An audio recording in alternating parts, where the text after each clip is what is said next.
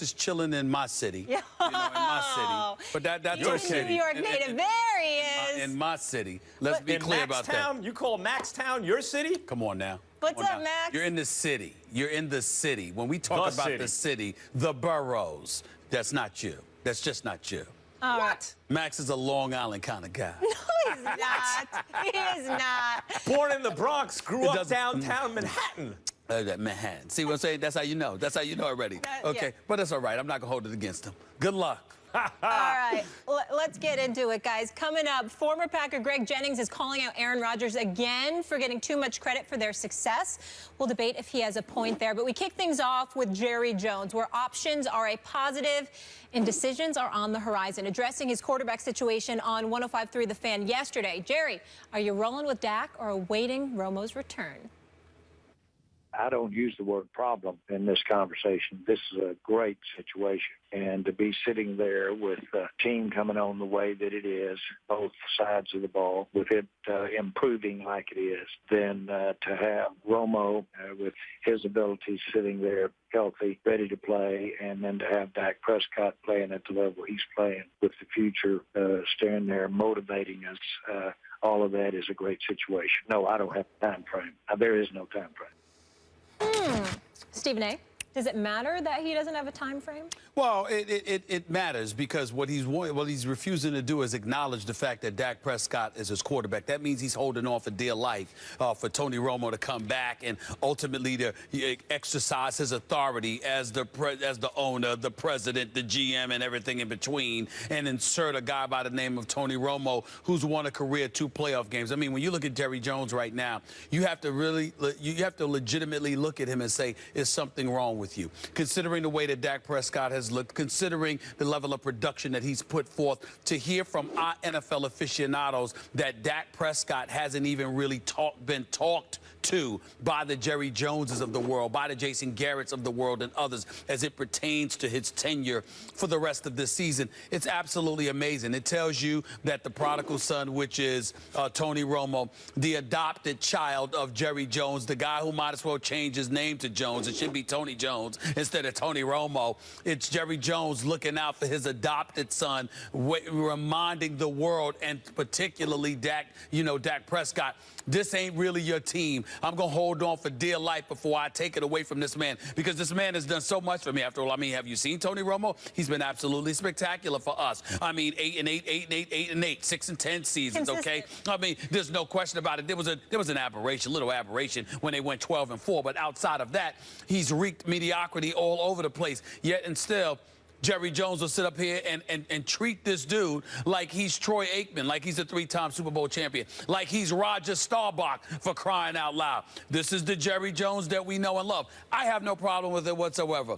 It falls right in line with what I suspected all along, Max Kellerman, and that is this. In the end, somehow, some way, Jerry Jones will find a way to get in the way and mess all of this up. When I look at the Dallas Cowboys running game, when I look at the offensive line, when I look at the personnel that they have on the offensive side of the ball, the way their defense is playing, particularly their secondary, which is very impressive, obviously from a talent perspective, there's not much you could say about the Dallas Cowboys. So there's only one thing for them to live up to their MO of being the accident waiting to happen that they are. Somehow, some way, they just won't let you down with it. And it seems to me to be laid out right before us. Somehow, some way, Jerry Jones will use Tony Romo to get in his own way and that of his organization and mess all of this up. It falls right in line with what I suspect about the Dallas Cowboys. So I just want you and Cowboy Nation out there to recognize this. I'm just chilling in the cut. I'm waiting out. I'm waiting back. I'm just going to sit back and relax. I'm not going to panic, Mac. I'm going to chill out. I'm going to make sure that I got my cheese doodles while I'm sitting there in front of the games on Sundays or Mondays or whenever the hell the Dallas Cowboys are playing. And I'm just going to wait for them to do what I've always known them to do. You just wait and see. Well, I hope you're right. As a Giants fan, but as is frequently the case, you're wrong. To paraphrase Marlon Brando, Vito Corleone in The Godfather, paraphrase. Jerry Jones is a figurehead. he never could have put together this offensive line. But it wasn't until they took Zach Martin over Johnny Manziel that I realized it was Stephen Jones all along. He ceded power to Stephen Jones. Stephen Jones makes the decisions, the tough ones, the big decisions that need to be made. When push comes to shove, it's the son that now gets his way over the father. And you can see that from that Manziel draft I just referenced. What happened to the Cowboys? All of a sudden, they're good, and they've done it the right way. They didn't go for big, splashy, flashy moves. They built from the draft on the offensive line. Stephen Jones, that's what happened. He started putting his foot down, and he started getting his way. So does Jerry Jones feel allegiance to Tony Romo? Sure, of course, obviously. You said his adopted son, sure.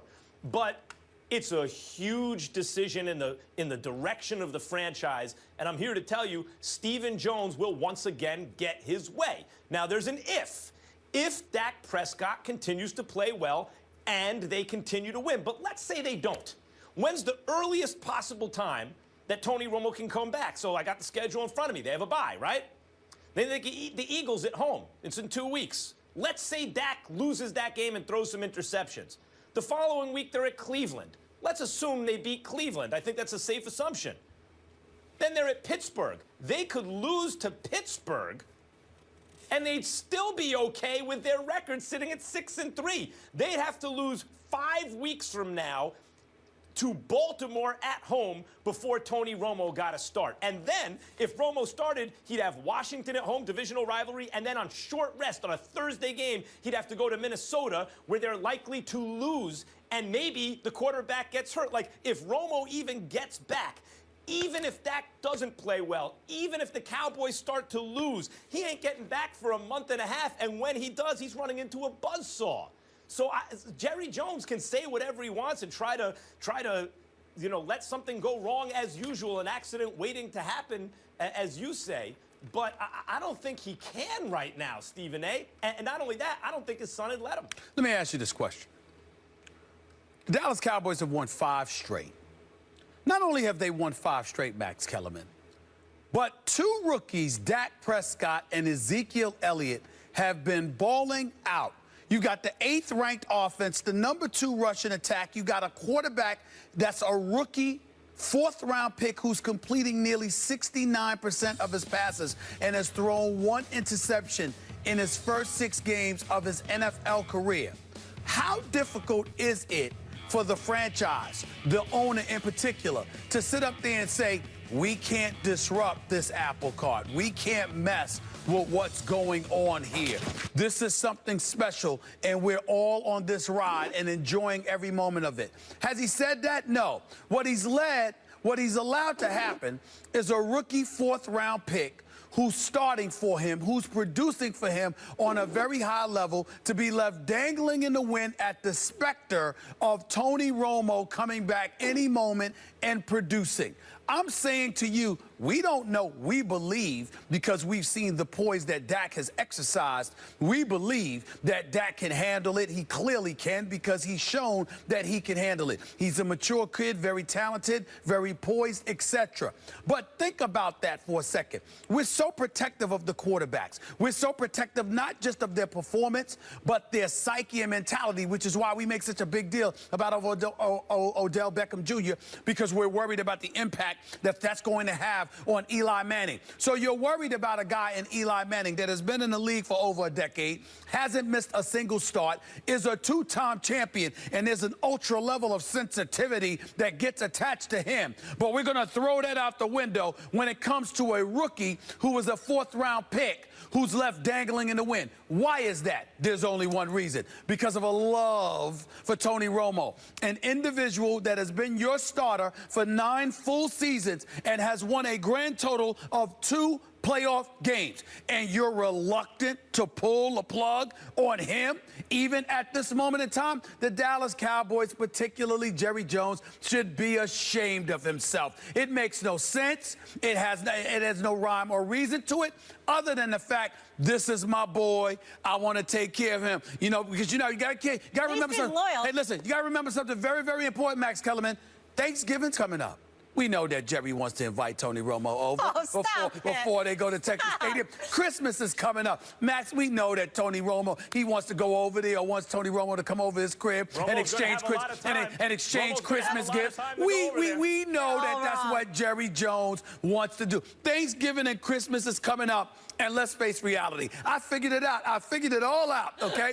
He doesn't want, first of all, he doesn't want to pull a plug on Tony Romo.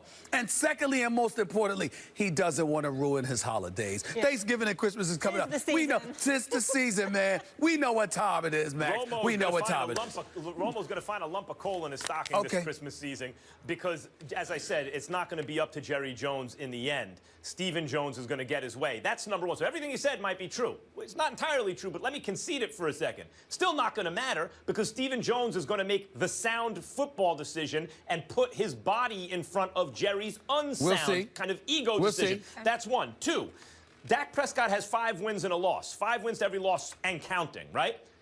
When last seen, Tony Romo was doing the same thing. They weren't losing with Tony Romo under center. They were winning. Tony Romo was playing a top-notch brand of football, and the Cowboys were rolling with Tony Romo. So it's not as though, well, you have this great thing and you had a bum before. You had a really good player before. You have a really good player now. Most of us would be on the same page. The younger player who's on a roll, leave it alone. But it's not unheard of that you would reinsert the veteran quarterback who is rolling similarly to the now rookie. You sound like Jesse, you sound like a bunch of noise. I mean, the bottom line is you know Jerry Jones. Wow. I mean, you sound like a bunch of noise because you're trying to protect Jerry Jones. Oh, he's going to be covered. Stephen Jones. Oh, stop it. Right. I mean, that's the only thing. Did they draft Zach Martin or Johnny Manziel? They drafted Zach Martin. So do you think Jerry Jones didn't want to draft Johnny Manziel? Johnny Manziel coming into the draft has some issues. With a steak in front of him. Johnny Manziel coming into the draft had some problems, and that's the only reason why Johnny Manziel is not in a Dallas Cowboys uniform. When Jerry Jones sees a guy like Johnny Manziel, he salivates. Oh, my God, he's got to be the Dallas Cowboys quarterback. And it didn't happen, did it? I got you. I got you. Stephen A. is betting on the accident waiting to happen. Max on Stephen Jones. But is anybody betting on the Cubs? I'm praying on the accident waiting to happen. He's praying. All right, details. The Dodgers made history last night. It was the first time they've ever thrown back-to-back postseason shutouts, defeating the Cubs 6-0 and taking a 2-1 lead in the NLCS. This was just the first time the Cubs have been shut out in 2 straight games since May of 2014, and they've now lost 9 of their past 10 NLCS games. Stephen A., are you still sticking with the Cubbies to win it all? Yes, I am. I'm not going to jump ship on them. I am incredibly concerned about Anthony Rizzo. He has been flagrantly ineffective, and this is a dude that batted .292 during the regular season, smacked 32 home runs. I expected more from him. I'm not getting it. I expected more from Chris Bryant and the crew. I'm not getting it. They've been shut out in 2 consecutive games. Now, I'm not holding anything against them going up against Clayton Kershaw. I mean, that's a bad brother. I mean, Clayton Kershaw is special, okay? I'm not holding anything against them for that. That 2-hitter that he pitched over 7 innings, I mean, he was absolutely sensational. And Jansen, for some reason, they can't hit him right now. You got to figure him out somehow, some way. By the way, the Mets need to go after him in the offseason because Lord knows Familia. Get rid of him. Get Jansen, get him from L.A. to the New York Mets. But that's a different story for another day. I'm a Yankees dude. Here's the deal. There you go. I look at the Cubs, and I just say to myself right now, listen, great pitching beats anybody. And Hill was spectacular as well. Can they do it again in Game 6 and 7 if the Cubs are able to force that? I don't think so. Maybe Kershaw. I'm not betting on Hill doing it for a second time. I'm not of that mindset. I can't believe how silent the Cubs' bats are. I think palms have gotten sweaty. You know, backsides have gotten tight. They're a bit nervous, and they need to get it together. But I believe in Joe Madden. All right, Arrieta wasn't a great night last night. Wasn't a great night last night. He hasn't been great for a little while. had a bad summer as far as I'm concerned. I think Leicester will be better tonight. I think somehow, some way their bats will get flowing, but I will openly admit I'm speaking off of emotion and hope because I want this curse to come to an end. My usual ingredient when it comes to baseball is I look at pitching. If you can give me two big-time pitchers in the postseason, I would pick them to win the championship every single time. I saw Kershaw coming. I didn't see Hill coming. I don't know why, but I didn't see Hill coming like this. Max, I'm of the mindset this is the last stance for the Cubs. The Cubs cannot lose Game 4. They cannot lose Game 4. They've got to win this game. I'm thinking they're going to find a way to pull it off, notch this series at 2-2, and move on from there. But I will admit, it's more hope right now because Hill and Kershaw are scaring the living hell out of me. This is why I took the field over the Cubs. This is the nature of baseball. Best team doesn't always win. Best team in baseball is the Chicago Cubs. Won 103 games. We had 162 games to see who the best was. It's them. But a postseason format, short series, even though it's not 5 games, it's 7 games after the first round, it still doesn't always give you the best team as the winner. That's why the formula for winning changes in the postseason. Defense, especially up the middle, and arms that miss bats. Now, Kershaw is not a big game pitcher, right? Not anymore. Hasn't been that way in the postseason, except the bad games have come against the Cardinals. And by the way, there are those who suspect the Cardinals stole signs. I mean, it was uncanny the way the Cardinals hit Kershaw. No one else seems to be able to. And he, during the regular season, is not only the best pitcher in the game, but is on a very short list for greatest regular season pitcher who ever lived in his prime. He's with Sandy Koufax and 1 or 2 other guys, Lefty Grove, a couple other guys, as regular season greatest prime stretch we've ever seen. If he can start to do that in the postseason, it's over anyway. But forget about Hill, who's always been an up-and-down guy. He's always missed bats, big curveball, early in his career, a real prospect, kicked around as a reliever, back to dominating, as you saw last night. Maeda is another guy who misses bats. They brought him in as a free agent. He misses bats. He's a starting pitcher. And, of course, Urias is another guy, 20-year-old, who misses bats, a guy who's getting guys out and striking guys out. So you have that kind of formula in your starting staff. What about the defense? Look, you keep bringing up guys, Rizzo and guys who play on the corners. And this doesn't speak to defense directly, but it speaks to where you want your offense. Everyone's got a first baseman or a right fielder who can hit, you know, the corner guys. Those guys can hit. Who has the catcher, the shortstop, the center fielder who can hit, like the greatest dynasty in the modern baseball era, the New York Yankees of the late 90s with Posada and Jeter and Bernie Williams. You look at what Friedman has done with the Dodgers. You have Grandal, which was a steal of a trade he made with San Diego behind the plate. He can hit for a catcher. Forget about just framing pitches. He can hit. You're losing me. You're losing me. Go ahead. Why? Go of ahead. course, Seager... Go ahead. Huh? Go ahead. Seager at shortstop and Jock Peterson in center field. These are defensive positions where they can hold it down defensively, but they got big bats at those positions, which are hard to find. When you look at the formula, like what you're trying to do with a team if you're trying to win, are the Cubs better? Yeah, over 162 games, they're better. But if you spot the Dodgers a game, which is now what's happened, and they've got Kershaw and the other elements I just mentioned, the Dodgers at this point's got to be favorites to win. Forget about the next round where they're facing probably Cleveland, but maybe Toronto, even if they got by the Dodgers. This is why you don't take a team in baseball against the field. Well, here's the deal. All of that sounds great, and I can't poo-poo it. I'll admit that. I just refuse to believe that the Chicago Cubs are going to continue to bat 161. I just refuse to believe it. I refuse to believe that they're going to go scoreless in 54, 66 innings. That's all I'm saying. When I'm looking at Rich Hill, listen, Kershaw is a given. I get that. To me, the only time he's vulnerable is in a Game 7 because he would have been active throughout the series. It's not like he's not going to pitch again until Game 7. So my mindset as it pertains to Kershaw is that by that time he would have put in enough work. I don't consider him Bumgarner. So because of that, as great as he is, I think the fact that he got hurt, this is the key that nobody has really brought up. Kershaw getting hurt has helped him. Because usually pitching in that Southern California sunshine, that heat, that humidity, etc. One of the things I didn't like about how Don Mattingly used him in years past, Max, was the fact that fatigue kicked in. And I thought that affected his postseason performance personally, because a lot of times I didn't see Clayton Kershaw getting smacked around in 2 or 3 innings. He would usually pitch like 6 strong innings. If they would have stopped it after 6 innings, he'd have had a great outing, right. But they let it go that 7th inning and he gets blown up. Exactly. Yeah. So to me, that doesn't speak to his pitching. That speaks to fatigue. He doesn't have that concern now because he got injured and had to sit out a few months, which makes him that much more dangerous. But I got to see him be Bumgarner to believe it.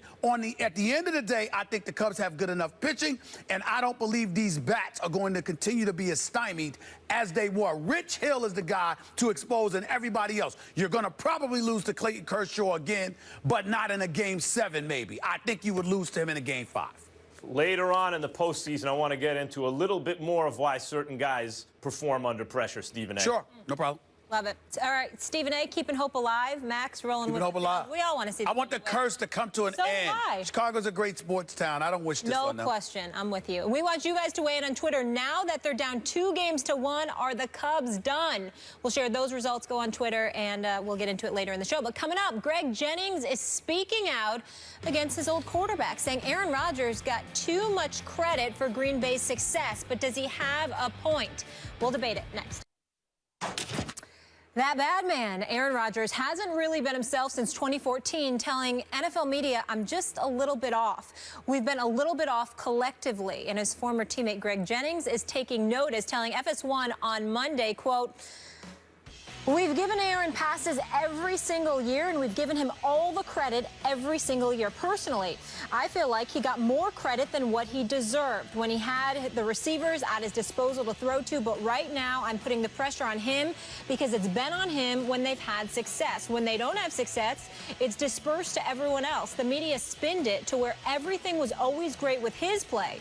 There was always something wrong with the receiving end of the play if there was an issue. So I think it's almost handicapped him to where he's never really had to self-assess. He's never really had to self-reflect. Why? Because everyone has always projected the blame somewhere else. But now the focus is on him. Stephen A., it's your boy, Aaron Rodgers. Is Jennings right? Well, it's my boy, Greg Jennings, too. But I'm ashamed of his words. And I'm ashamed of his words because it's one thing if he's talking about Aaron Rodgers, Max, right now. He's making a very, very good point right now. Aaron Rodgers is to blame for the demise of the Green Bay Packers right now. He looks like a shell of himself. He's being contained in the pocket. Everybody saw what Zimmer did with Minnesota, and they've copied that ever since. So when he went against the Giants and when he went against the Dallas Cowboys, they essentially emulated what Minnesota was doing. They've prioritized keeping him contained within the pocket, making him throw under that duress and standing in the pocket, even though he can still be efficient. He's not as efficient as we normally are accustomed to seeing him be. That is fair enough. And I have no problem with that level of criticism projected by Greg Jennings because he is qualified. He played with Aaron Rodgers. He had several 1,000-yard seasons playing with Aaron Rodgers. He won a Super Bowl with Aaron Rodgers as his quarterback. And the man knows what he's talking about. Greg Jennings is a very knowledgeable brother. He did some work right here for us with SportsCenter a few weeks ago. I thought he did an outstanding job. But I think that he went a bit too far when he started alluding to history as it pertains to Aaron Rodgers, talking about blame was projected on the receivers. Excuse me? As if that wasn't supposed to be the case. Did you watch Aaron Rodgers throw the football all of these years? I'm sure Greg Jennings did again. Several 1,000-yard seasons playing with Aaron Rodgers, a Super Bowl championship with Aaron Rodgers. Now, Greg Jennings is sitting up there talking about this dude. This is an Aaron Rodgers. I'm going to just throw these numbers by y'all. Since 2009, 2008 was Aaron Rodgers' first year starting. He completed 63% of his passes, okay, and had a QBR of 60. 2009, 64.7%. 2010, 65.7%. 2011, 68.3, 67.2, 66.6, 65.6. This is what this brother has done. QBRs of 80 and 86 and 77 in his career. Quarterback ratings of 103, 101, 122, 108, 104, 112. What are you talking about? You're damn right it was the receiver's fault, because clearly this brother was big time. He's on another level. His athleticism, his ability to throw on the run, his ability to throw in the pocket. Talk to me problematically about what Aaron Rodgers looks like right now, with a hobbled Jordy Nelson, who clearly isn't 100%, with a Randall Cobb who's inexplicably absent on several occasions, the Richard Rodgers of the world, the Eddie Lacy's with the ankle injuries, having to trade for Niall Davis just so you can have a running back, and he's beyond third string in Kansas City, so suddenly he's supposed to come to the rescue in Green Bay. Good luck with that. I hope it happens. But Aaron Rodgers has been having to deal with some stuff, but he's also overthrown passes. He's underthrown passes. He hasn't looked for himself, like himself. I have no problem, Max, with Aaron Rodgers being called out for not being that bad man we know him to be now. But prior to Jordy Nelson getting hurt last year, don't talk to me about anything from Aaron Rodgers' past, especially if you're Greg Jennings, who, in all fairness, has a beef with the Green Bay Packers organization because he never wanted to leave. He was ticked off. That's why when he was on Minnesota playing for Leslie Frazier, the coach then, even he said, I have to talk to Greg Jennings because we don't do business that way. I understand you got some hard feelings about your former team, but you got to watch what you say because of some of the things that he said back then. I just think it's a little bit of bitterness right now. I can understand it, but it does not need to be aimed in the direction of Aaron Rodgers based on his performance from the past. This year, Max, yes. The past, absolutely not. Even this year, if you're top half dozen in the league in QBR, you know, to say, well, the Green Bay Packers' problems is because of Aaron Rodgers, you're saying, well, he needs to be the best quarterback in football, as he normally is, though not last year or this year so far, for them to be great. When he's just, you know, a top third quarterback in football, then there are all kinds of problems. That suggests that he's, in fact, not really the problem. But first, Greg Jennings, an excellent receiver in his prime. He's one of those guys where when you watch him, you're like, yeah, I know there are guys better than this, but, you know, he's one of those guys. Oh, my eyeballs are on this guy. It's hard to imagine you could be much better now. He was really, really, really good. And he has a point. When you turn Aaron Rodgers into a pure pocket passer, just as the Broncos did against Cam Newton, if you were even to do that to Steve Young or any Hall of Fame quarterback, and some of these guys are going to be in the Hall of Fame too, you're turning them into some lesser version of themselves, because part of their greatness is that they are multifaceted. And if you take one of those components of their game away, they are some lesser version of themselves, even if they're good at pocket passing, which I think Aaron Rodgers normally is. This could be natural variance in his performance. It happens to all players in all sports. They're not every single year just as good as they were the year before. They will be the next year, even sometimes when they're in their primes. All that said, I don't think Greg Jennings is a credible source here. I think he has an axe to grind with Aaron Rodgers, and I think if it's not so much that he's not telling, well, it is that he's not telling the truth. It's not so much that he's not lying, it's that I think he's lied to himself, and so now he's selling that to everyone else because he actually has started to believe it. But it is not the truth.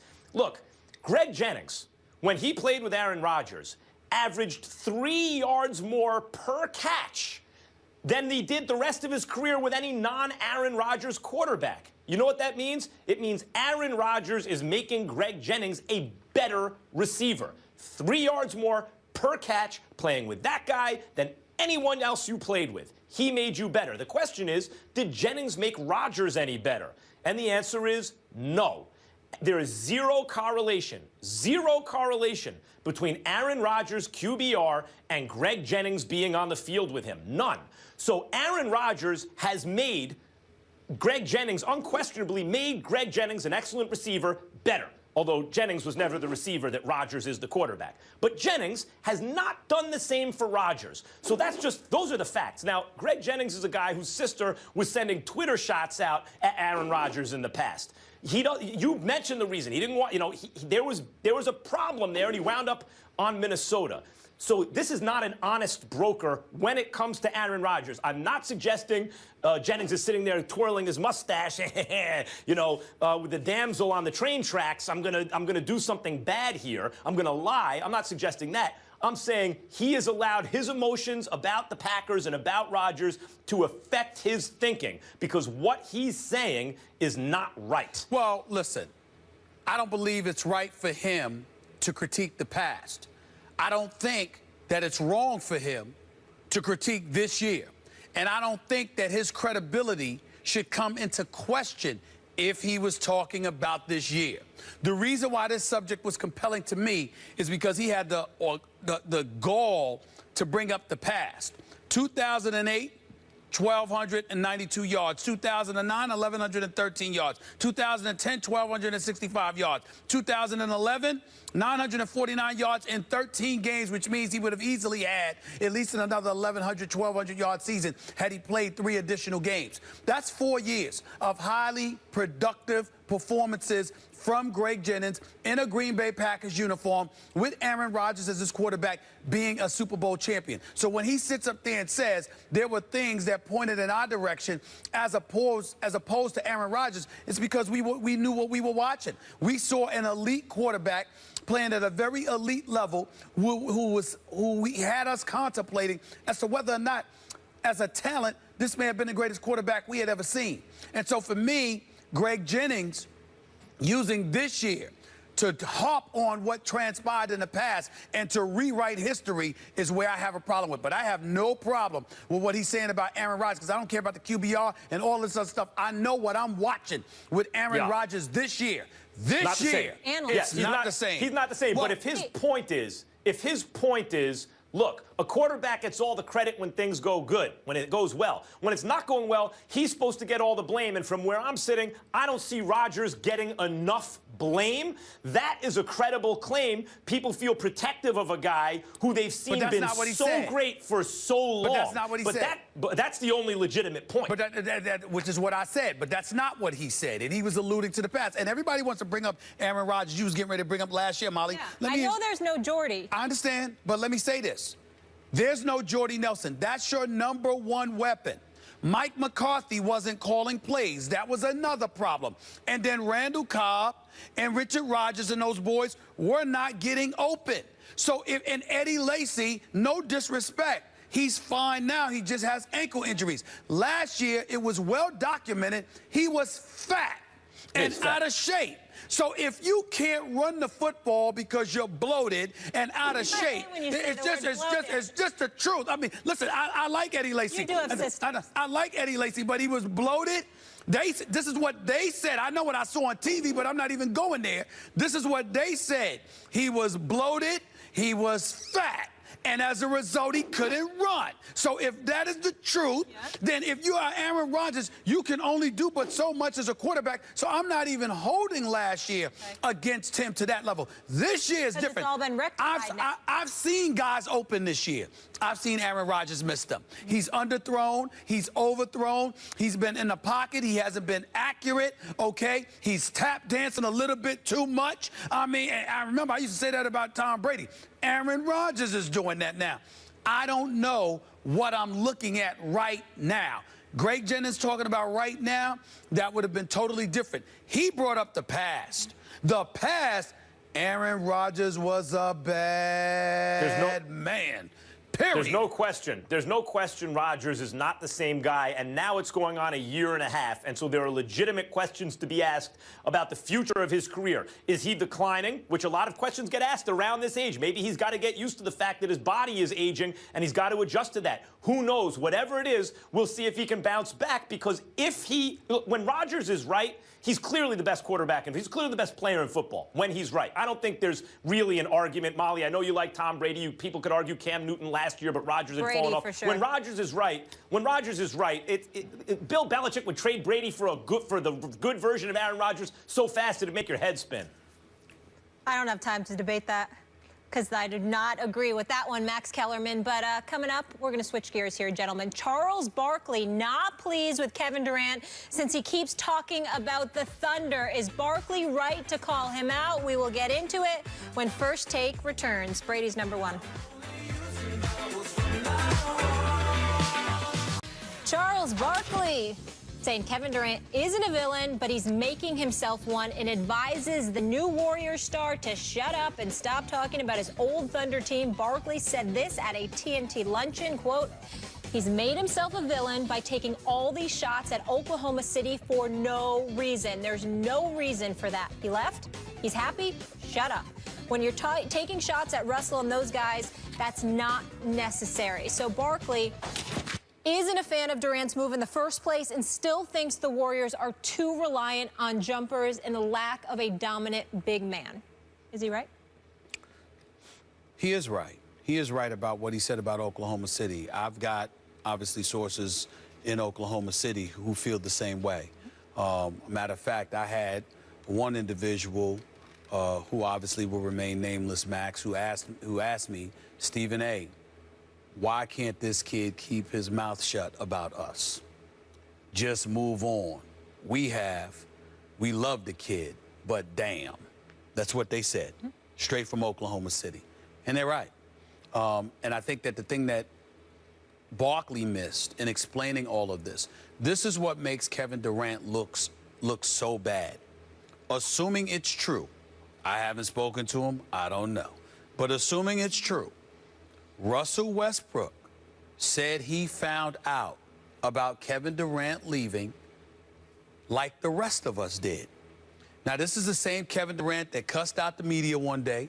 This is the same Kevin Durant that cussed out Mark Cuban, called him an idiot the next, in favor of Russell Westbrook coming to his friends to defense, calling him a little brother, et cetera, and you don't have the decency to go to that man and say, look, man, I'm leaving, here's why. He had to find out like the rest of us. And then every little thing that you say, you're praising Golden State, but you are smart, because Kevin Durant is a smart young man. He's smart, he's decent at his core, he's a good person, his mama's wonderful, his brother's wonderful, the people that he does business with, business managers and others, these are all great, great people that he's surrounded by. And he is a fantastic guy. He really, really is. When you see remarks that he says, Max, and he's snapping at me or he's snapping at members of the media, that's not him. That's not who that's not who this guy is. He's a good dude. The problem is he ain't comfortable with this decision because he know he mishandled it. He ain't comfortable with this decision. He's comfortable being in Golden State because that's where he ultimately wanted to be. But he knows how slick this looked. Playing in the Western Conference Finals, knowing cats were recruiting you, vibing with them, not winning after being up 3-1, and then conveniently going to the team that beat you. This looks really, really bad. You would think that because of how bad it looked, you would have the common sense to make sure that you say absolutely nothing that could be remotely interpreted as a shot at Oklahoma City, its culture, your former teammate in Russell Westbrook. Thank God Russell Westbrook is as strong as he is, that intestinal fortitude, that pit bull that he is on the basketball court, the dude that knows how to dismiss everything off the court. Thank God he is that way, because if he wasn't, it is shocking to me that Kevin Durant appears to have never taken the time to sit back and say, damn, how would Russell feel if I said this? How would that come across? Because everybody and their mother looks at Russell Westbrook as primarily the reason why Kevin Durant left. And knowing that and having no sensitivity to it is just the opposite, the antithesis of everything most of us in the NBA community know Kevin Durant to be, because he's incredibly thoughtful. It makes no sense. And so I appreciate where Barkley is coming from in terms of those comments, because somebody has to say something to Kevin Durant to say, just chill, because you really, really left Russell Westbrook hanging. And it's not just because you left. It looked like you left because of him. And whether that's true or not, I don't know if Russell Westbrook deserved that. And I just think that needs to be said. There's a lot here. Before I say anything, I want to make something very clear off the top. Charles Barkley is my favorite personality in media, period. Russell Westbrook is my favorite NBA player to watch, okay? I want to make that clear. Barkley here is being hypocritical. It's not that he's entirely wrong, though he's not entirely right either. I'm going to get to that in a second. But Barkley is a guy, the reason he was so great to watch as a player wasn't just his Hall of Fame ability, but he would always say what's on his mind. Barkley never bit his tongue. When did Barkley bite his tongue? And there wasn't nearly as much media back then, period, nor even new kinds of media. Forget about like the number of media members following a team. There wasn't social media. So when you look at Kevin Durant, should he be more thoughtful about what he says about Westbrook and the Oklahoma City Thunder? Yes, clearly. Barkley's right about that. But why is he still talking about them? He's still talking about them because wherever he turns, there's a camera and a microphone in his face, a phone or whatever it is, in his face, asking him questions about Durant and the Thunder to try to bait him into a clickbait, to turn him into some clickbait online, or so we could talk about him on TV. And because his attitude, especially nowadays, is, and he said it recently, look, no matter what I say, people are going to twist it around, take it out of context either, so I'm just going to say what's on my mind. Mistake, probably. Because when people are constantly asking you questions about why you left, you're going to have to start to tell them, even if you don't mean to take shots. It's going to come off that way. After all, if you liked Westbrook especially and that team as much as you like Steph and these guys, you'd have stayed. I'm sure Kevin Durant wished that look, Westbrook did not play well down the stretch in those games late in that Western Conference Finals. Neither did Durant. And Stephen A., I know your point is, well, Westbrook does that a lot. So he's still within character. Well, okay, but maybe you don't want to play with a guy like that who's going to do that late in playoff games a lot, monopolize the ball, and not play well. And again, Westbrook, my favorite player to watch. I love his aggression and his desire to win. But Durant's maybe looking at that going, oh, if only we would have beaten Golden State, whether or not they won the title. If only we would have beaten Golden State, then I don't get killed for going to Golden State, because that's really the way I want to play. And every time he says, that's the way I want to play, that's a shot at Westbrook and the Thunder. And it is. There's no getting around that. He's preferring A to B, right? He thinks A is better than B. He thinks the players there are better to play with. That's why he made the move. But every time he says that, it's going to be a shot at Westbrook. So is Barkley's general message right? Watch your mouth, basically, when you talk about these guys. Consider your answers more carefully. Yes, he's right basically about that. On the other hand, he is being hypocritical because he did not have to deal with all of this. And and even not dealing with all of this, when did Barkley bite his tongue? Well, listen, you're looking at whether or not he bit his tongue, but you're not taking into account the circumstances. Charles Barkley was never up 3-1 in the conference finals, blows the lead, and then turns around and joins the team that beat him. Charles Barkley never put himself in a position where people were questioning how badly did you really, really want to win because of where you ended up going. Fair or not, those are the things. True. Hold on. That is absolutely true. He went from Phoenix, couldn't get by Houston. A year and a half later, he's in Houston. No, a year and a half later, not the next month. Oh. I'm saying to you that's what happened. Season in between? That's a really big deal, Max. It's a really big deal, a year apart as opposed to a month apart. But what are you talking Stephen about? A? That's a very big deal. So it's Durant's bad luck that he happened to play those guys in the conference finals and his contract was up at the same time? Wait a minute. The point that I'm trying to make to you is that they later admitted that he had been being pursued all year long. You got to remember, you got to connect the dots here, Max. Again, I'm trying to be careful because I don't want to sit up there and call Durant. I'm not trying to attach any level of credibility to that. I'm just saying, in the eyes of cynics, those are the kind of questions folks were asking themselves throughout the offseason. I'm not doing that. I have people emailing, people calling into my radio show, walking up to me on the streets, saying these things. Of course, I would never accuse something like that of Kevin Durant because I think he's a high-character young man. I'm simply saying we never saw anything like that before. Listen, hold on. We've never seen a guy up 3-1 be completely something other than himself in a Game 6, be reluctant with aggression in Game 7, and then turn around and go to the team that beat you. And when something like that happens, that's not a Charles Barkley. The other thing about the hypocrisy as it pertains to Charles Barkley demanded a trade out of Philadelphia. He said why? While he was there, he told the city of Philadelphia to kick rocks. I'm not happy here. I want out. They moved him to Phoenix. They moved him to Phoenix. Wait a minute. That's not hypocritical. He didn't sit in Philly smiling in everybody's face, talking about, I love it here. I love you guys. This guy's my brother. That guy my brother. And then skip town like a thief in the night and go to Phoenix. He was straight up about it. Kevin Durant wasn't.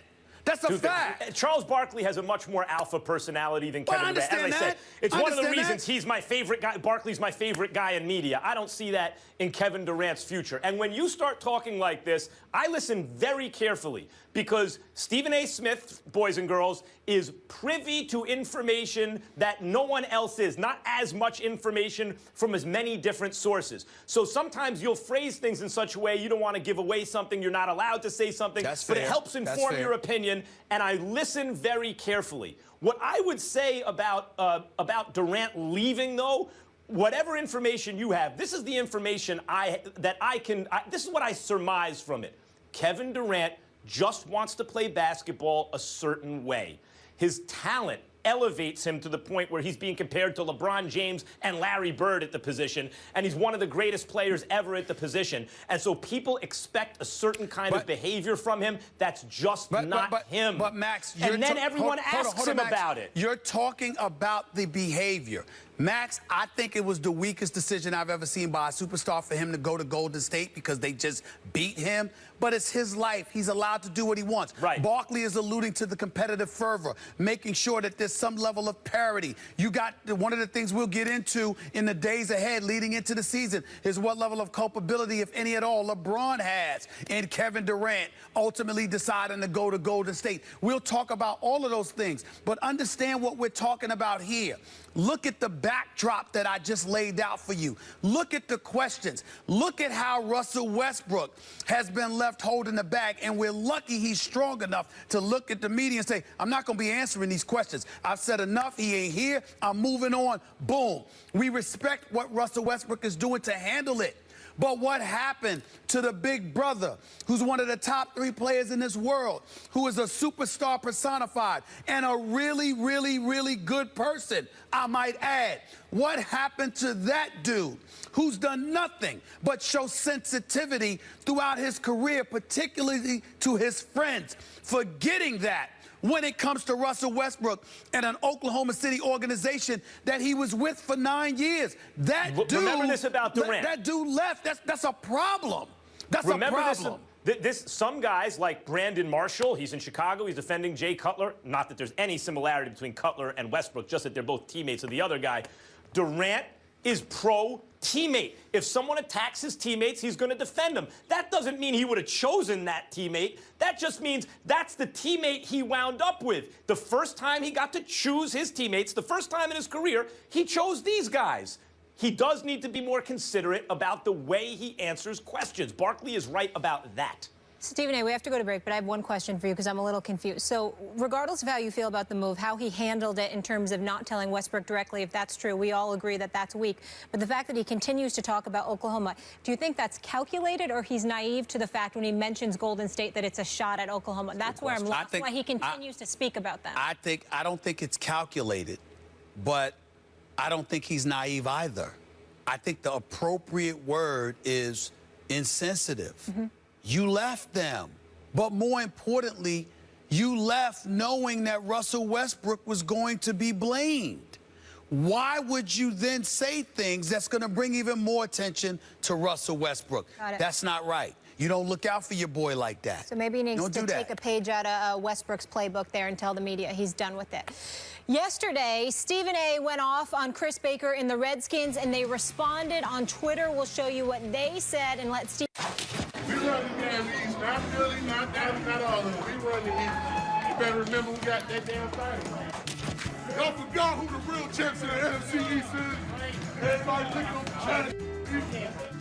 Let me look into the camera at those Redskins players out there. Bravo! Bravo! You're the champions of the NFC East. Let me wipe my tears away, Max, because, I mean, this is just so touching. I can't believe, I'm getting emotional right now. We're the real champions of the NFC East. Shut the hell Just stop it. No wonder y'all are losers. This is why the Redskins are not winning, because of an attitude that's asinine like that. You running the NFC East. You ain't even in first place. You a game behind a team you've already lost to. These are the Redskins. That's their damn problem. Stephen A. Smith, folks, that was him yesterday responding to Chris Baker and Ricky Jean-Francois talking trash after the win against Philly. But Baker didn't limit the commentary to the Eagles and the cameras postgame. He also had some words for Stephen A. on Twitter. Can I read the tweet? Go ahead. Okay, at Stephen A. Smith. You better put some respect on her name. Always talking slick out your mouth. Professional smack talker. So we did reach out to the Redskins to ask if Chris Baker wanted to join us on the show. The team declined. What is your response? Well, there's a couple of things I'd like to respond to. First of all, I want to say to the idiots out there that actually take something like that. I'm not talking about the Redskins. I'm talking about the idiot trolls out there who actually take something like this. What do you think I'm going to do, get in a fight with Chris Baker? Or do you think I want to commit suicide? It's stupid. You know what I'm saying? We're talking sports. I'm having a good time. Chris Baker happens to be married to one of our dear friends. Yes. You understand what I'm saying? I mean, it's all love. It's no big. We're just talking sports, all right? Nothing but love for the brother. That's number one. Number two, you're right. I'm a professional smack talker. That's absolutely true. I'm also a professional journalist for 24 years who was elevated to a general sports columnist, one of the few African Americans in the history of this country to have achieved that goal, not to mention hosting my own national radio show, my own national television show. So you're right. I am a pro. This is my lane. So you are not on a football field, which means you have no chance whatsoever. My condolences to you ahead of time. Now let me get down to business as it pertains to these Redskins, okay? Chris Baker and the Washington Redskins. He doesn't understand. He doesn't get this, Max. Chris Baker, I owe you a debt of gratitude. I want to personally thank you for opening your mouth and having something to say. You know why? Because here's what you missed. Who do I hate more than anybody in the world? Cowboys fans? Cowboys. The Cowboys. And who's in their division? It would happen to be the Redskins. Who's the guys that were just talking about they're the kings of the NFC East? It would happen to be the Redskins. So, Chris Baker, based upon your words, because you want me to attach respect to your name, and of course I'm going to, for obvious reasons that I already articulated earlier on in terms of your relationship to this network. Ain't nothing but respect and love for you, baby. Ain't nothing but respect and love for you, Chris Baker. But here's the question. What you gonna do? Because last time I checked, I'm sorry, did the Redskins beat the Cowboys? I mean, Max, refresh my memory. I don't recall. Did the Redskins beat the Cowboys this year? I think they lost to the Cowboys. Am I correct? Am I correct, Max? You made that point loud and clear. You're not in first place, and you lost to the first place team. You're not in first place, and it's because you lost to the team that is in first place. So your definition of kings of the division is being the second place team? I'm sorry, I wasn't aware that. I'm sorry. Not even in chess or checkers is that true. Maybe chess, because we all know that the queen is the real strength. The king is. Maybe Chris Baker's playing chess instead of football. Maybe that's the problem, okay? But here's the deal. He's got a good queen. Here's the deal. I look at the Redskins, and what I have to say to Chris Baker is this. I get where you're coming from. I understand. You know, I'm looking at Matt Jones. He's running the football very, very effectively. Very impressive running back, averaging nearly 5 yards a carry. I'm looking at Robert Kelly and Chris Thompson and what they could do. You got a running game. Even though Kirk Cousins has struggled because he's Kirk Cousins, he's still completing 65% of his passes. You do have Deshaun Jackson and Pierre Garçon in the last years of their deal. They're looking to get the football more. We know when Jordan Reed comes back, he could do some damage. Kerrigan and the crew are getting after the quarterback, and they're doing well defensively. The way I look at this, Max, according to Chris Baker, you know, I'll stand corrected. I mean, we still got 10 games to go, but I will happily stand corrected, Chris, if you are, and the Redskins are, what you say you are, which is not the team that hasn't made the Super Bowl since 1991, by the way. Not that team that hasn't been in the Super Bowl in 25 years. Oh, no, you're special, okay? So since you're special, with the Dallas Cowboys playing football the way that they play, Max Kellerman, is it wrong, Mollywood, is it wrong for me, Max, to sit there and say, Well, I expect the Redskins to step up and handle their business. After all, Chris Baker saying put respect to our name, right? Ain't that what he said? Ain't that what he said? I'm just asking, Mac. I'm just curious. Usually I would respond to something you said, but if you have a DVR, just go rewind to the part where Stephen A. said he went from columnist to among the first African-American general sports columnist from the beat to the, and then 24 years of that, and now national radio show and national TV show. So yes, professional smack talker. Yes. This is his lane, and I think Chris Baker picked the wrong fight this time. Stephen A., here's the thing. The Washington franchise, whose name I won't even use, is the worst franchise in the NFC East. That is the franchise you would least like to be a fan of, the way they run their organization, starting with Dan Snyder. They haven't won a Super Bowl in a quarter century. They celebrate winning the NFC East 1 year. When they call out, it's not Dallas who's running it. Actually, at the moment it is. They are a game better than you because they beat you, and they're in first place in the division, as though that's the important thing, to win the division. And then you call out the Eagles. It's not the Eagles who are giving their fans more excitement and hope for the future than Washington is. I was offended as a Giants fan. You're one game better than the Giants at the moment, and the Giants are the only team in the division that is repped in terms of Super Bowl championships.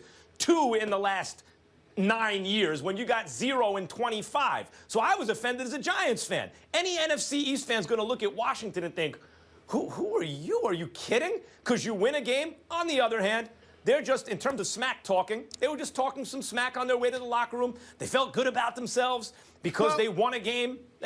Whatever. Well, a couple of more things before we end this segment, Max, if you don't mind. Go ahead. Chris Baker plays defense, doesn't he? Doesn't he play defense? I think he plays defense. Doesn't he play defense, Max? I think I remember that. I mean, I just think so. 18th overall, 28th against the rush. You might need to fix that if you're going to be the best in the NFC East with Ezekiel Elliott there. I'm just saying. And, oh, by the way, my man Tony Wiley is the communications voice for the Redskins. That's my brother right there. We've known each other for decades. That's my man, all right? The best in the business, by the way. And last but not least, pundits like Doc Walker and Brian Mitchell, these are professional smack talkers who also played, who, by the way, are the voices of the Redskins and have invited me on their radio show today to talk even more smack and validate what the hell I said yesterday. So to the nation's capital, I will be on ESPN Radio, 9:80 a.m. this afternoon after 3 o'clock. Chris Baker, you're welcome to join me if you want to make a case for your Redskins, who haven't won a Super Bowl since 1991. I'm just saying. Washington franchise doesn't want it. Chris Baker wants it. Washington franchise doesn't want it. No. They're protecting him. He don't want none of this. Come on now. Come on now. Let's move on. We'll leave it there until you. But I got nothing but love. Hold on. But I got nothing but love for Chris Baker because he's family. It's all in fun. It's all in fun. Nothing but love for him. And you love the nation's capital as well. Yes, Coming up next, the Broncos. They are ready for a fight. Their defense says they're out to get former teammate Brock Osweiler this week. But should they be careful with those comments? We'll discuss. First Take. Stay here.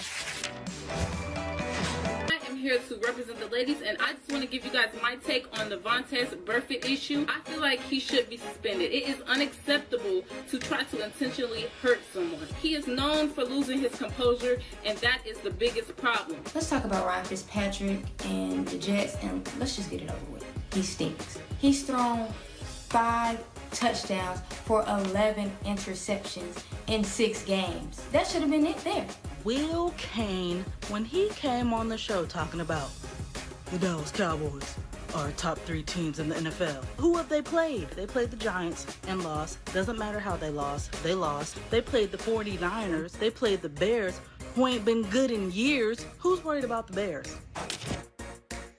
Yes, to the left. I like her. I like her. The one that's just finished talking about Will Kane. That's my favorite thus far. I like her. I also anybody who bashes the Cowboys, that's right. You're going to be all over that. Hey, we're going to roll with that. Yeah, okay, I got you. One of the lovely ladies addressed Vontaze Burfict, so I just wanted to let you know he was fined $75,000. He's appealing that fine. He will not be suspended. Meanwhile, the First Take, Your Take viewer contest is here. You just saw a few of our submissions already. You can win a chance to debate Stephen A. and Max right here on national television. This is what you need to do. You need to go to firsttakeyourtake.com. ESPN.com.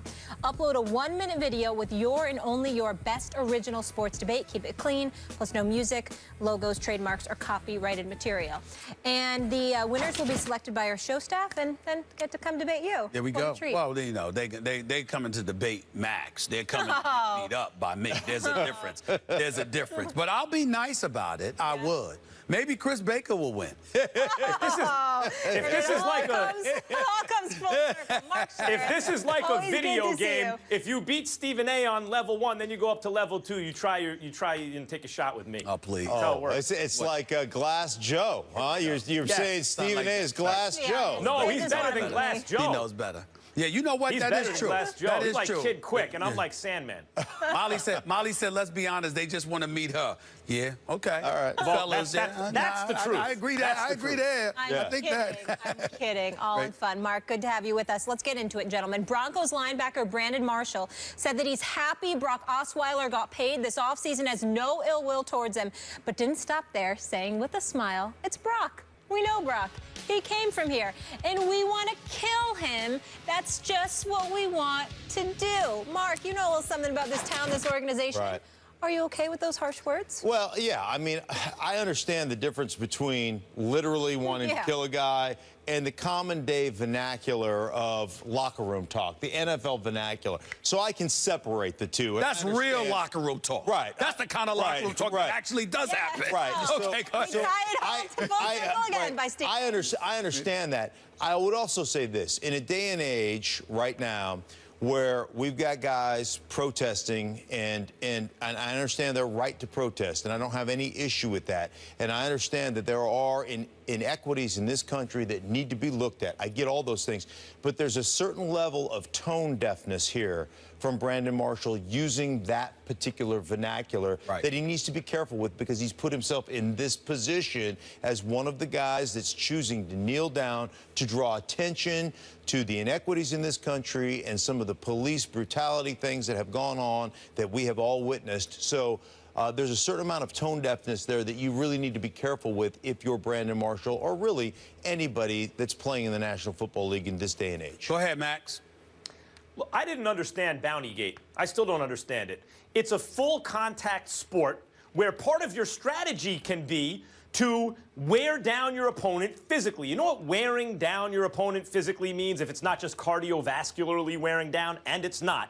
It means injuring them, whether it's a small accumulation of small injuries or one big one. As long as it's a legal hit, you can injure them, you know, take them off the field of play. That benefits your team. So I never understood Bountygate, to tell you the truth, which never really promoted illegal hits. Just, hey, legally hit them as hard as you can. In boxing, you're taught to punch through the target. Now, literally, as Mark pointed out, you don't literally mean leave a hole in the person's chest, but you're trying to. Knowing that you can't do it, you're trying to, and bad things can happen as a result, to the lasting bad things, to the health of your opponent in boxing and in the NFL and in tackle football, the size and speed of these guys and the nature of the game. So when someone says what they're trying to do, and it's not to be taken literally, although there can be literal consequences, by the way. We shouldn't just pretend there can't be. Bad things happen in tackle football to people, and that's kind of the name of the game. I don't get the outrage. Whatever you need to do to put yourself in the frame of mind to hit legally as hard as you can, that's what you got to do. Well, here's where I disagree with you, Max. I agree with Schlereth when you say you're a bit tone deaf. He's a bit tone deaf because of who he is, what position he's taken, how people are going to look at every little thing to attack him because of how divided we are as a nation, combined with some of the things that has already happened in pro football, where you got to remember, Max, if you take what you're saying into consideration, there's a whole bunch of things that shouldn't be fined for, because the volatility that comes with the sport is something that should be predictable. It's relatively tolerant because you signed up for it in the eyes of some folks watching the sport. But that's not reality. Reality is that Vontaze Burfict, who just got fined $75,000 and is appealing, good luck with that. The reality is you can't do that. You can't do some of the things that he's done. You can't knock people upside the head. He's breaking the rules. He's breaking the rules. But let me say something to you. He may be breaking the rules, but a lot of times, a lot of things come along with football that were once tolerated. That's no longer tolerated because times have changed. Now, it changed in terms of the violence of the sport because of Roger Goodell and his mission to get the sport more safer so they don't have to worry about litigation down the pike because of guys that, CTE and other things coming their way. But in the case of Brandon Marshall, you also have to remember, Brock Osweiler left the Denver Broncos. He was nurtured and grown by John Elway. Ultimately, he left for more money in Houston. They got the 30th ranked offense. He isn't playing great, even though he just won a game Monday night. But the other side to that is that you had a lot of dudes on that Denver Broncos squad that was looking for him to stir the ship so they could try to repeat as champions. I know by talking to you, Slurrith, Denver Broncos are a very proud yet sensitive bunch. They look for anything to fuel them. You left us? Right. Do you have any idea what we're going to do to you? That's fine. The problem is so many things take place in today's game when that mentality is adopted that it heightens awareness on the parts of the overseers who are looking at anything that you do to sit there and gauge whether or not you were excessive and you crossed the line. That's something that now Brandon Marshall is going to have to deal with because the words that he put out there, exercising the tone deafness that you alluded to, right, has now brought unwanted attention in his direction, potentially. And now everything that happens in this game to Brock Osweiler is going to be dissected with a fine-tooth comb. Right. And you might not have wanted to do that. Right. As long as it's legal. And don't forget, this is a team that early in the season, the first Thursday night game of the season against the Carolina Panthers, who were widely criticized for stepping over the line and hitting Cam Newton in the head multiple times. Brandon Marshall, one of those guys that hit him that didn't get fined. So I think you have to look at this just from a, like I said earlier, a tone deafness standpoint, and you've got to be very careful with the words you use, especially in this society of being politically correct and with all the social activism that's going on right now. And I'm all for it, man. I am all for people voicing their opinions, causing us to look at ourselves introspectively and saying, what do we need to do as a society to change these things? I'm all for that. But you've opened up Pandora's box by using terminology that really probably doesn't have a place in our society as it sits right now. The tone deafness point's a good one, especially in a sport where that can actually happen. It's better not to use that kind of language. My basic point, and the reason I went back to Bountygate, because when people talk tough about hurting the other side is, look, there are rules. A football player or a team should be able to think or say or do anything within those rules. As long, so Max, I don't understand if you're... Hold on, Max. That's naive. And here's the reason why. Because the rules of the game themselves, to some degree, are being governed not just by the overseers who have not been on the field, meaning a Roger Goodell, but also by Joe Public and the reaction to the violence. Sometimes you're looking, wait a minute, you're looking for the motivation behind it. All Schlereth is saying is this: if you don't say it, you don't bring the extra attention. As a result, the eye of the storm is not on you, and then you might have the freedom to do what you're talking about that you do. Kill is a bad word choice. But had he said something like, we want to hurt him, it's a hurting game. It's a hitting game. If you can take the quarterback off the field with a legal hit, do it. Right. It was, he said it earlier, he said crush him, and then the next sentence was kill him. And of course, the only thing we're focusing on is the kill him aspect of that. And listen, the common vernacular in an NFL locker room is things, go back to Bountygate, it is things that we have said forever, for decades. That's right. But we're starting to realize that, like, you probably shouldn't say that in public. You know, behind closed doors, it's the way we talk. Right. But in public, it's probably not. You don't say it in public. You don't say it in public. But the point, here's the point: you know he doesn't mean to kill him. Yeah. But what he does mean is, maybe I'm gonna knock him upside his head. Yeah. Right. In boxing, if your corner man told you, your trainer told you, your promoter manager, I'll give you a bonus if you knock him out, no one would have a problem with that. That was essentially Bountygate. It's the same thing. Yeah. Not in football. And I was, hey, listen, man, I had plenty, I was involved in plenty of bounties over the course of my career. It was just commonplace in the National Football League. Not anymore. And I don't, you know, I had an issue with Bountygate because because it's just the way it was, and I think it was totally taken out of context, but I understand why they're doing it. Yeah. As long as it's nothing illegal. We'll leave it there. Max, Andrew Luck has had a rough time staying on 2 feet this season. The quarterback has been sacked the most in the league so far. So are Jim Irsay and the Colts wasting his career away? We'll get into that subject with Mark Schlereth next.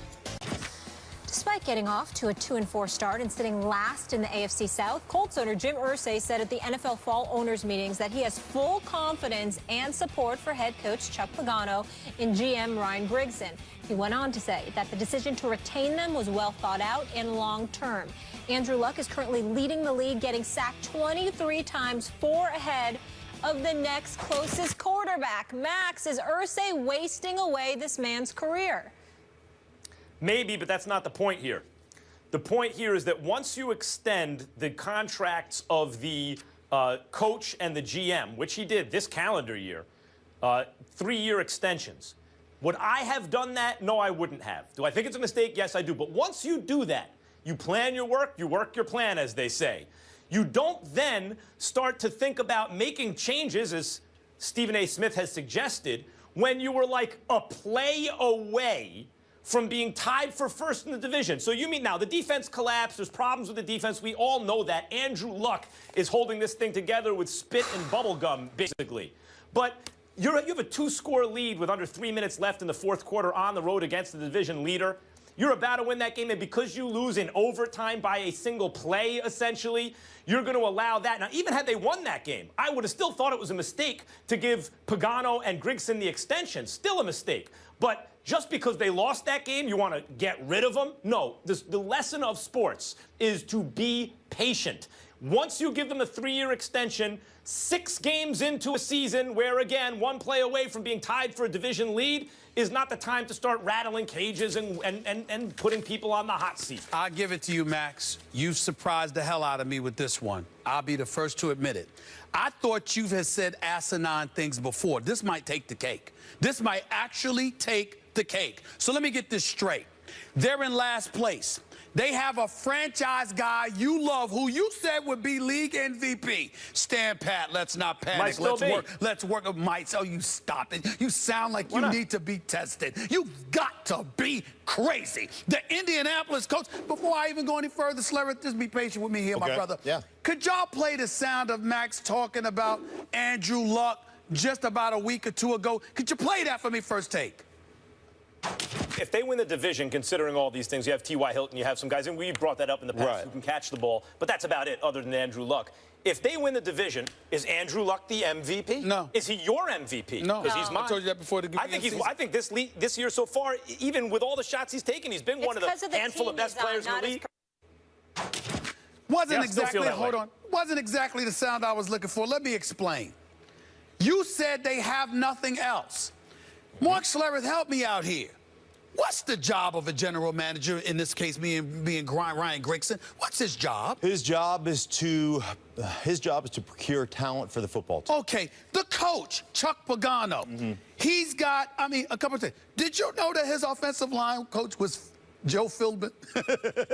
that dude, you know, the whole Richie Incognito saga that, couldn't manage himself or his team. He's your offensive line coach. Your offensive coordinator, some dude, Rob Chudzinski, 4-12 in 2013 as the coach of the Cleveland Browns, okay? All right, 4-12. Listen, you've got him. You've got Brian Schottenheimer, who hasn't proven himself. Your defensive coordinator, Ted Monachino, I believe that's how you pronounce his name. What is his claim to fame? He's a fiery dude. He's the antithesis to Chuck Pagano. He's the yin to his yang. But it didn't look that way against Detroit.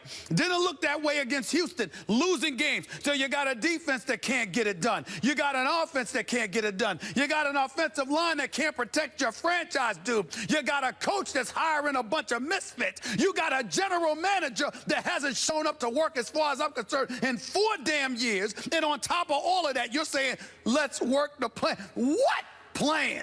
I won't even ask a rhetorical question because I'm done listening to you, Max. Mark Schlereth, take it over. Well, I mean, you got to be kidding. I'm not 100% sure what plan. I think there is no plan. I look at the Indianapolis Colts, and it's been this way since the Peyton Manning days. I've always thought they were an 8-8 talent team that went 12-4 every year because Peyton Manning made up for a multitude of sins. That's who that guy is. Now you've got Andrew Luck, who I think still is one of the best players in the National Football League, a great quarterback, but you haven't surrounded him with the talent you have. And hasn't protected him. Right. You have a guy that tends to hold the ball a lot longer than Peyton Manning held the ball. And you know, he's taken the brunt of that responsibility. He's put it on his shoulders. But the bottom line is you haven't either drafted well or maybe worse, you haven't developed players well enough to protect your quarterback. This guy is a guy that missed half the season last year with, I believe, a lacerated kidney. Yes. Last time I checked, when you have internal organs, that is bad. Internal organ injuries, that's a bad situation. And he's been sacked 23 times and been Mark, hit let me ask you a about 30 question. more. Mark, let me ask you a question, because clearly all that's true, and they haven't done a good job, which is why I wouldn't have given the coach and the GM and the extensions that they got, right? Okay, but once you give them the extensions,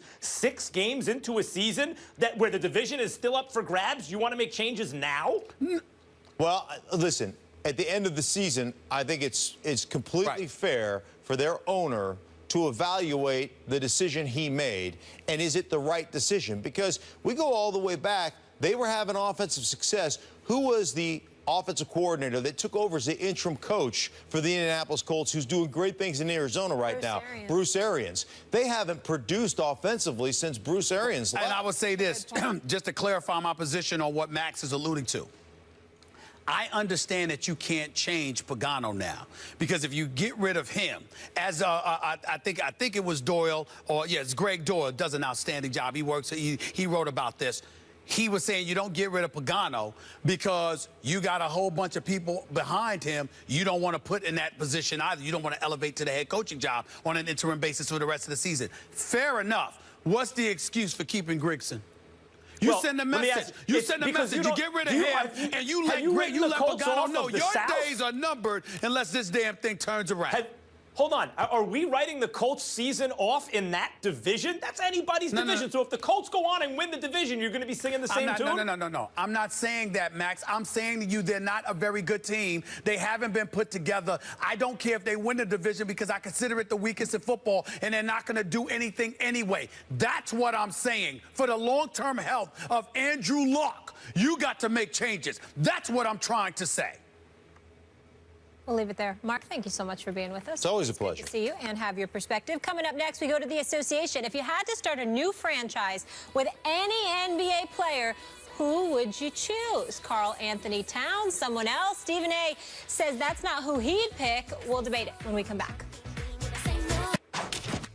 NBA.com released its annual survey of NBA GMs, where Karl-Anthony Towns was voted as the player they would like to start their franchise with. Towns won Rookie of the Year last season after averaging 18 points and 11 rebounds per game with the Timberwolves. So Towns finished with 48% of the vote, with Kevin Durant finishing second with 20%, LeBron James finishing third with 17%, and last year's winner of this vote, Anthony Davis, was just listed as receiving some votes. Stephen A., did they get it right, Karl-Anthony Towns? No, they did not. And I love Karl-Anthony Towns. He's a beautiful player, beautiful person, incredibly bright future. But the game has changed. And I understand why anybody would look at Karl-Anthony Towns and consider, because he's not just an inside back-to-the-back player. Most of the time he's facing the basket. He can hit perimeter shots. He can even hit threes from time to time. Let's be clear about that. He shot 34% from the three-point line last year. But he's no Steph Curry.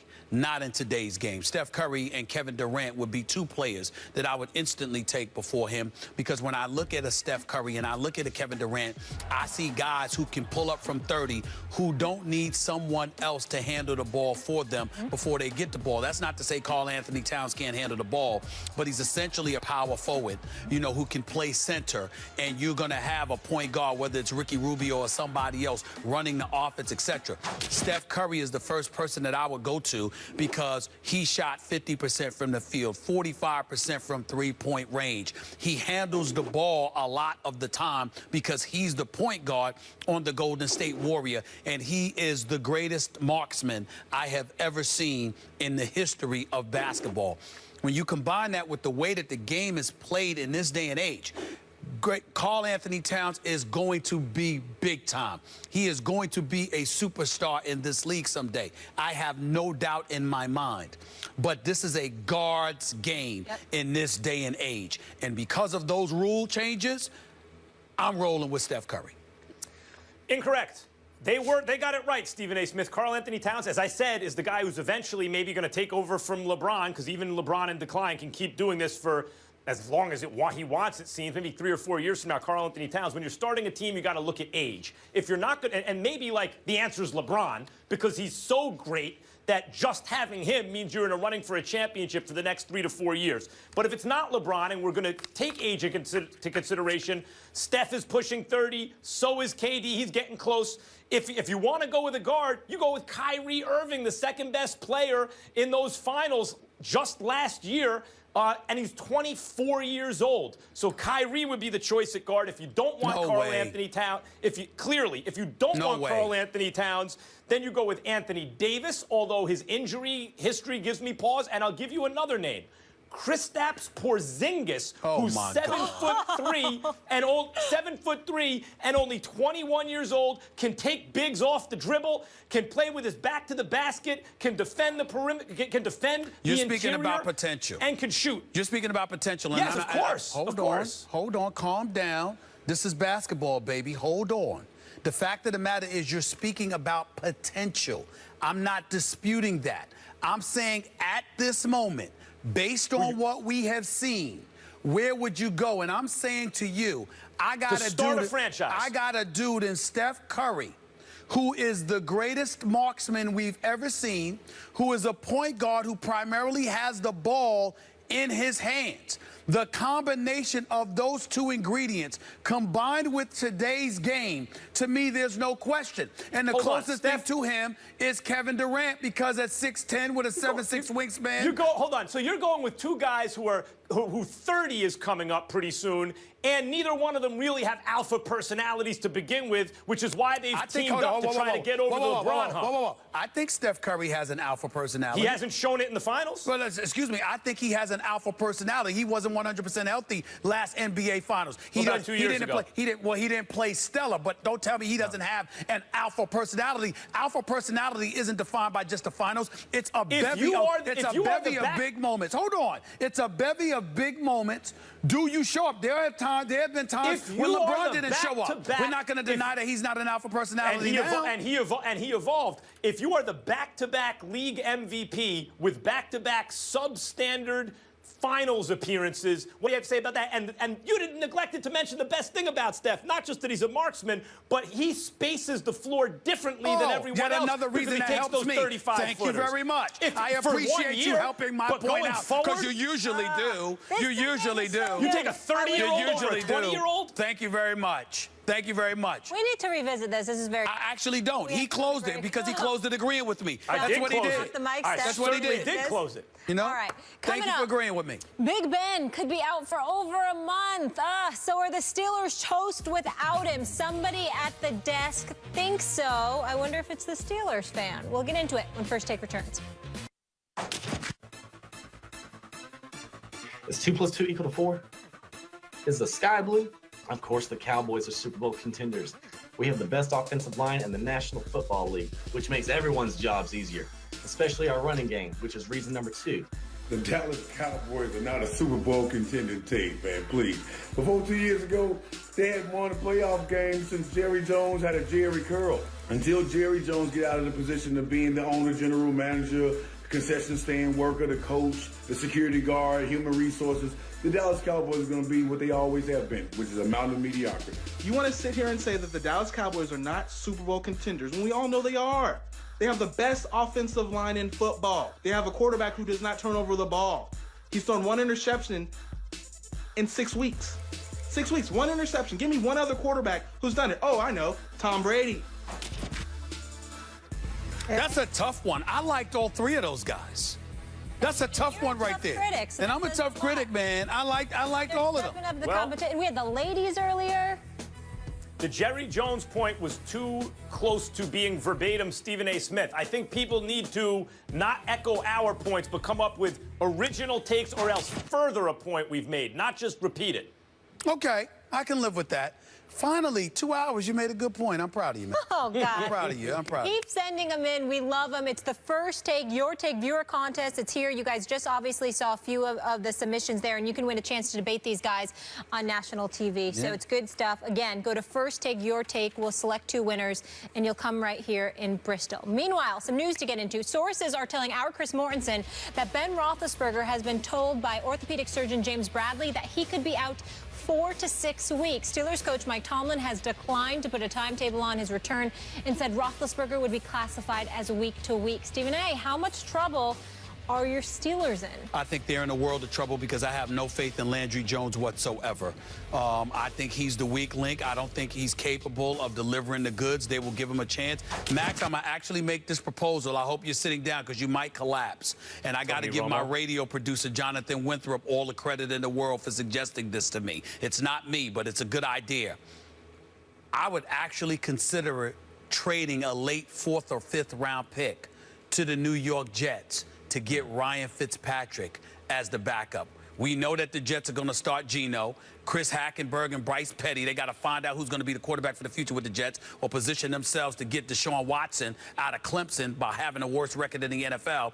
I think if you're the Pittsburgh Steelers for the next 4 to 6 weeks, go and get a veteran like Ryan Fitzpatrick. Let's see. Very Fitzpatrick, interesting. that's how he's made a living, you know, as a very, very competent backup who can give you spot starter production. This is why I say you don't trade Tony Romo if you're the Cowboys. You keep him on the bench for Dak, because what if something like this happens? As usual, the Steelers, last couple seasons, tantalizing on paper.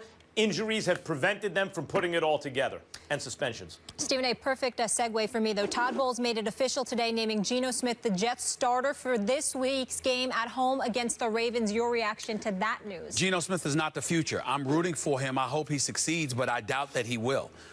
He's turnover prone, 42 games, 31 games, like 42 turnovers. I don't have a lot of faith in him, but I hope I'm wrong. But I just think that, you know, look, Geno Smith doesn't embolden, you know, you to have a lot of faith in him. I think it's about Bryce Petty finding out what this kid is worth, personally. That's what I think it should be. Max? I don't think Geno Smith's going to be a good NFL quarterback, but I'm not 100% convinced that he can't be, because he's shown enough stretches in his college and pro career to make you see he's inconsistent, but also make you see he has high upside when he's good. So while I don't think it'll work, I think it's worth a shot to see. Finally, once and for all, see if there's something there that you can rely on long term. Before we say goodbye, we asked you guys on Twitter earlier in the show, are the Cubs done? And 41% of you said yes, 59% say no. They're keeping hope alive like one game. They got to win game 4. They got to win game 4. That 2-3-2 format not doing them any favors not right at all. now, by the way. Not at all. Yeah. One other thing I want to remind everyone.